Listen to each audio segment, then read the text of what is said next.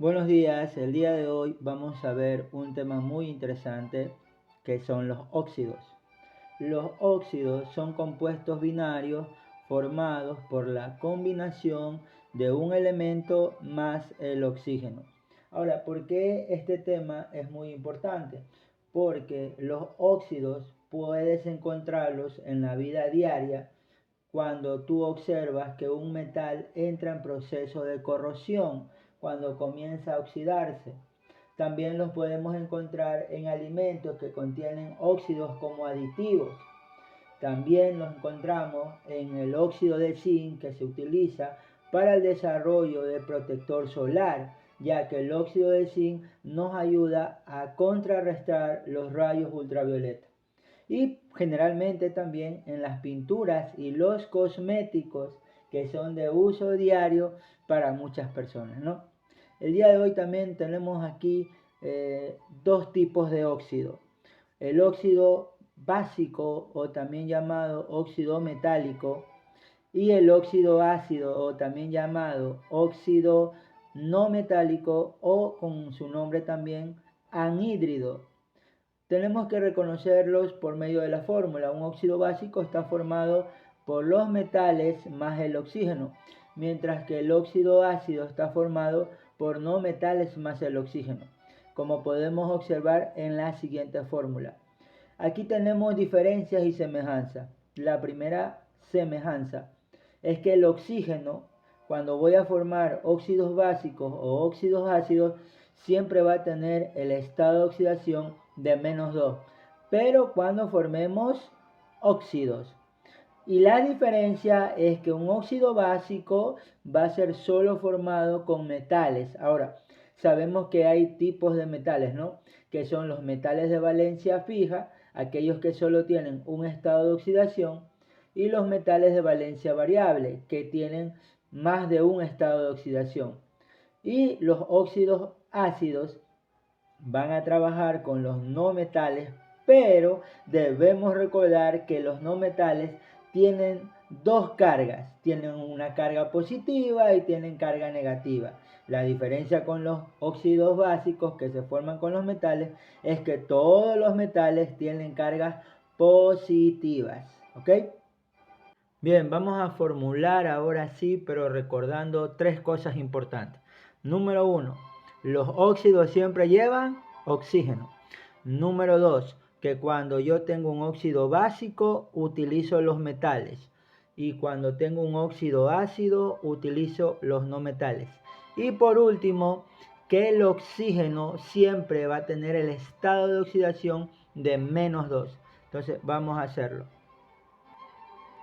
Bien, vamos a tomar como ejemplo a un metal muy conocido y muy importante que incluso está en nuestro cuerpo, que es el calcio.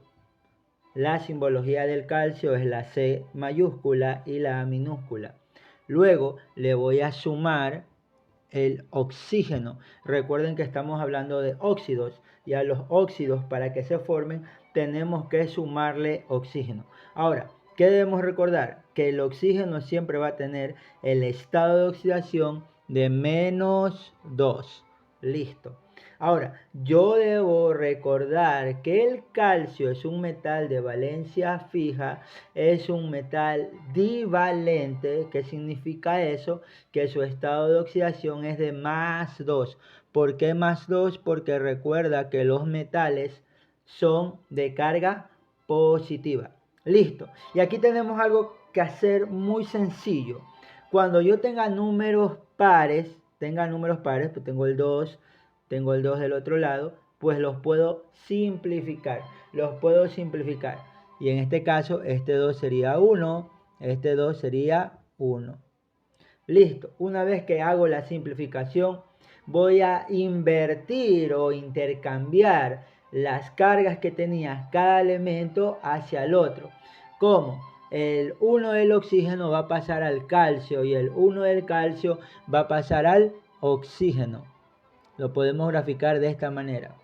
Luego colocamos nuestra línea de reacción y eliminamos el signo más, lo eliminamos porque ya hicimos la suma y ponemos solo el resultado. Ahora, el átomo de calcio solo va a tener 1, entonces lo dejamos ahí nomás porque en química pues no escribimos el número 1, pues sobreentiende que ahí hay un átomo. Y luego asimismo el oxígeno, porque solo tenemos un átomo de oxígeno, ¿ok? Bien, vamos a ver ahora los óxidos ácidos. Aquí vamos a aplicar el mismo proceso, pero hay una diferencia. Y yo creo que ya te diste cuenta que aquí no vamos a utilizar metales, sino no metales, ¿verdad? Bien, vamos a utilizar un no metal que es muy común, que inclusive ustedes lo compran a diario. Tu mamá te dice, oye, anda, cómprame un galón de cloro, ¿verdad? Entonces, recordemos que la simbología del cloro es la C mayúscula y la L minúscula. Ahora, yo debo saber que los no metales tienen cargas positivas y negativas, ¿verdad?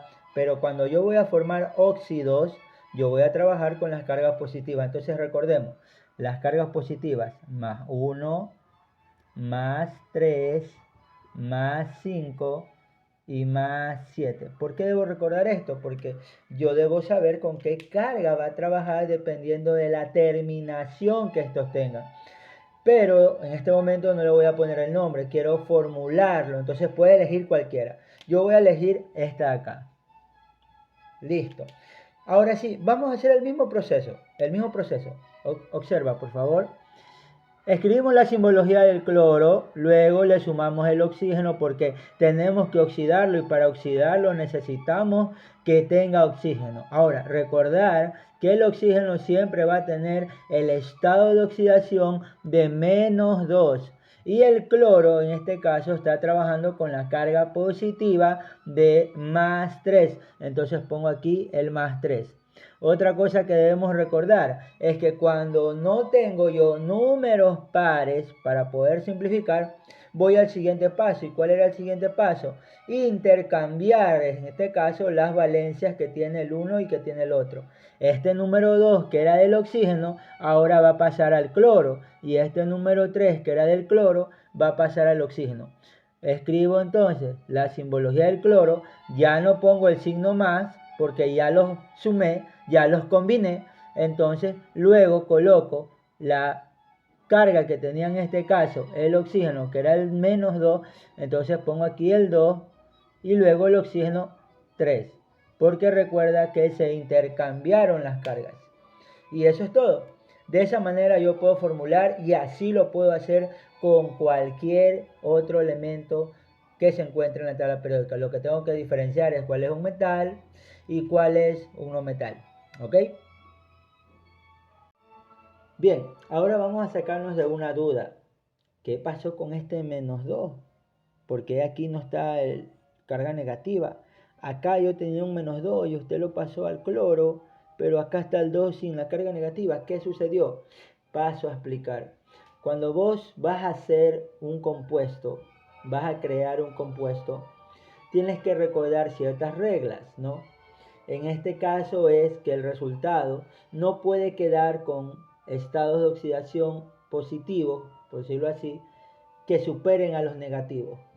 O sea, no puede haber mucha carga positiva ni mucha carga negativa. Tiene que haber un equilibrio entre las cargas.